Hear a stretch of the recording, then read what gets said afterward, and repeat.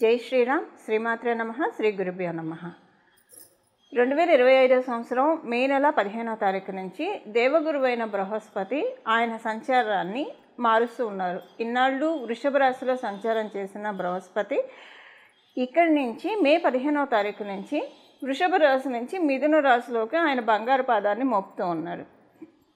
మిథున రాశిలోకి ఆయన ఆగమనము ద్వాదశ రాశుల వాళ్ళకి ఎలాంటి ఫలితాలని ప్రసాదిస్తుంది, ద్వాదశ లగ్నాల వాళ్ళకి ఎలాంటి ఫలితాన్ని ప్రసాదిస్తుంది అన్న విషయాన్ని మనం తెలుసుకుందాము.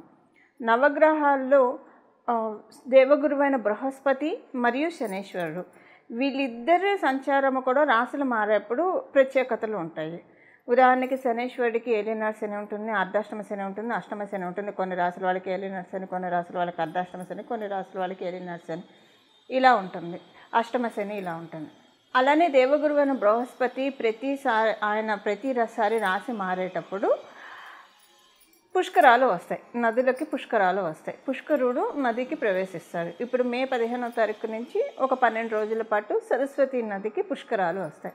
సో అందువల్ల దేవగురువైన బృహస్పతి ప్రతిసారి రాశి మారేటప్పుడు అది కొన్ని ప్రత్యేకతను సంతరించుకుంటుంది. ఈ ప్రత్యేకతలు మీ రాశుల వాళ్ళకి ఎలాంటి ఫలితాన్ని ఇస్తుంది?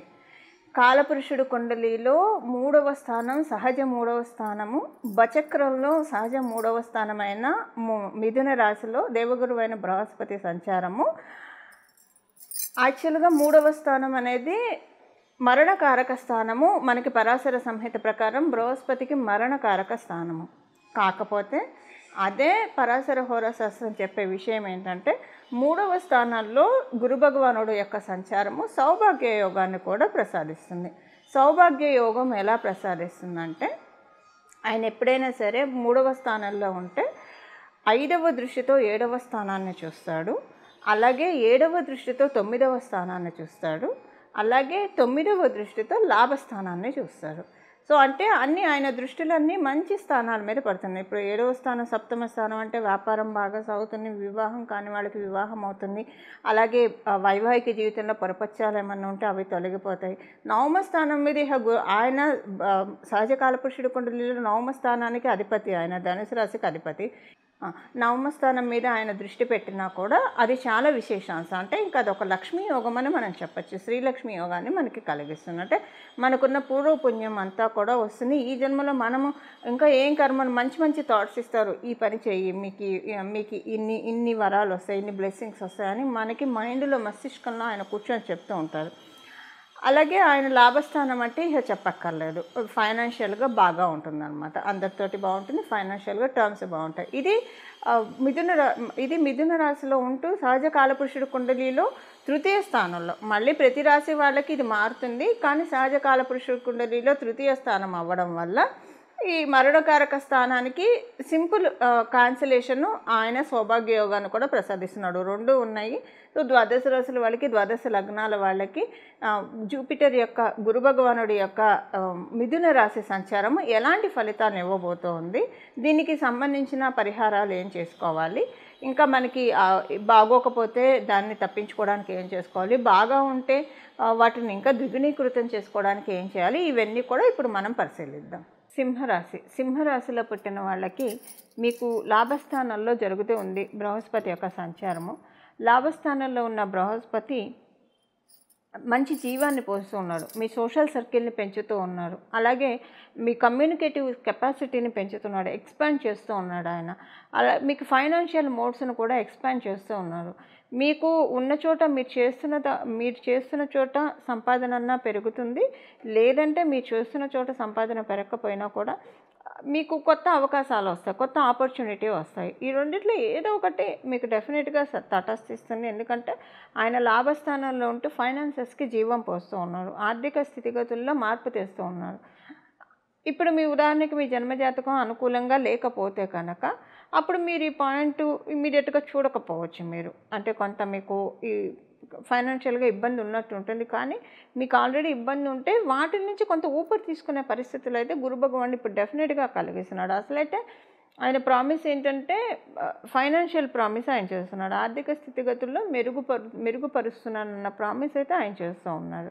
సో ఇలాగా మీరు అనుకోకుండా ఒక కొత్త పనికి శ్రీకారం చుడతారు ఈ సంవత్సరంలో. ఈ కొత్త పని ఏంటి అనేది మీ జన్మజాతకాన్ని అనుసరించి ఆధారపడి ఉంటుంది. ఒక స్వగృహానికి కావచ్చు, లేదా ఇంట్లో ఏదైనా ఫంక్షన్కి కావచ్చు, లేదా ఒక కొత్త లేదా ఒక కొత్త ఫైనాన్స్కి సంబంధించిన అంటే సేవింగ్స్కి సంబంధించిన విషయంలో కావచ్చు, ఏదైనా కూడా ఒక కొత్త పనికి శ్రీకారం చుట్టిస్తున్నాడు ఈ సంవత్సరం లోపల. ఏదో ఒక టైంలో ఇది మీరు చూస్తారు.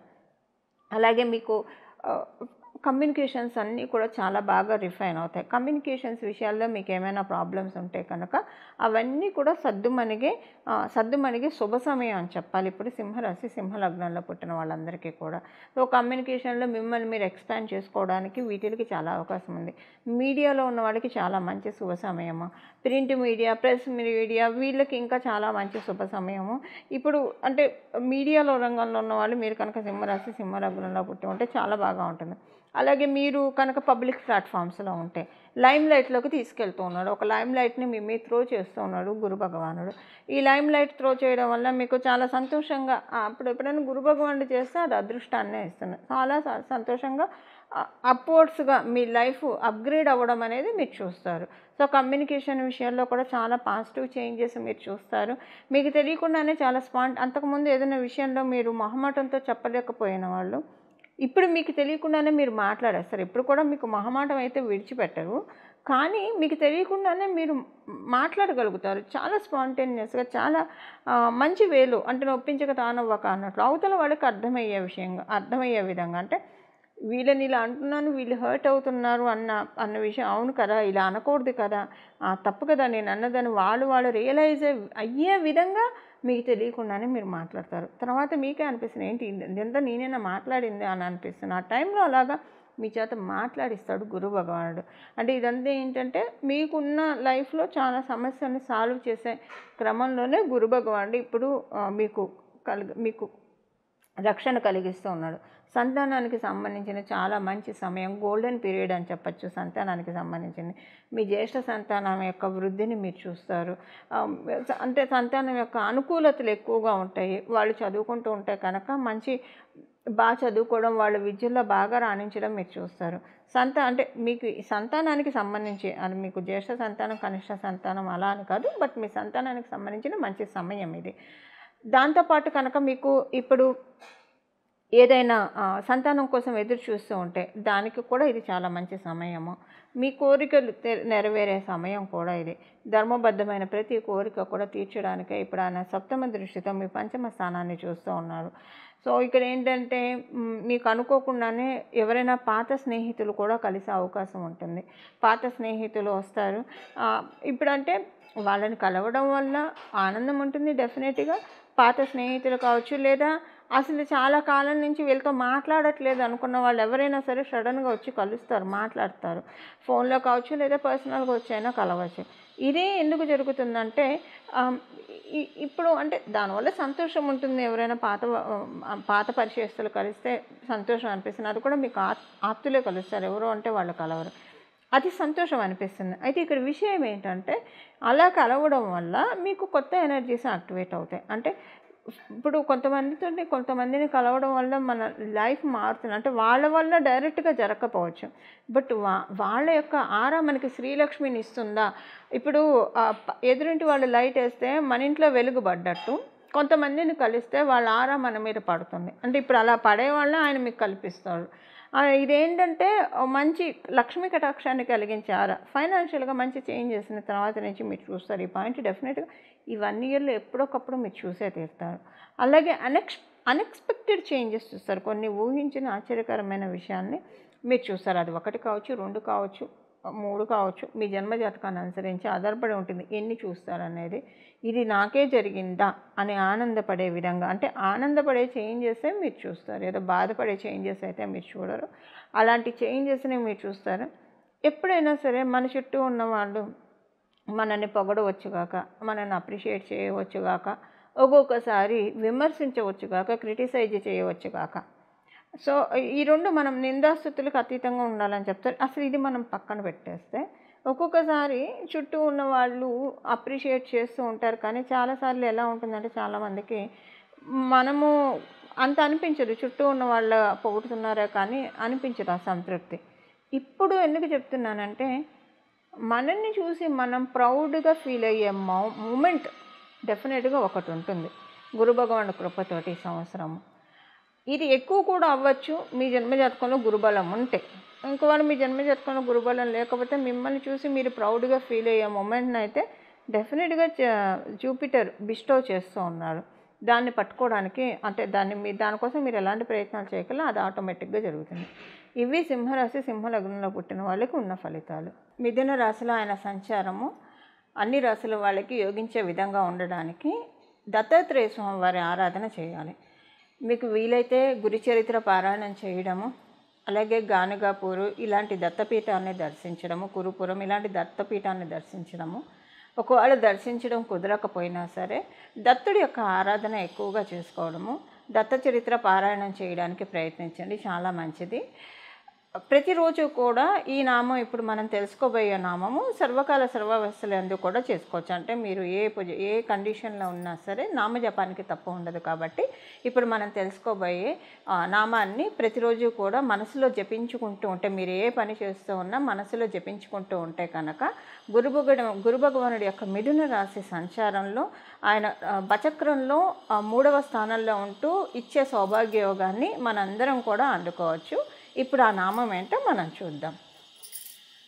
దత్తం భజే గురు దత్తం భజే అత్రి అనసూయ పుత్ర దత్తం భజే.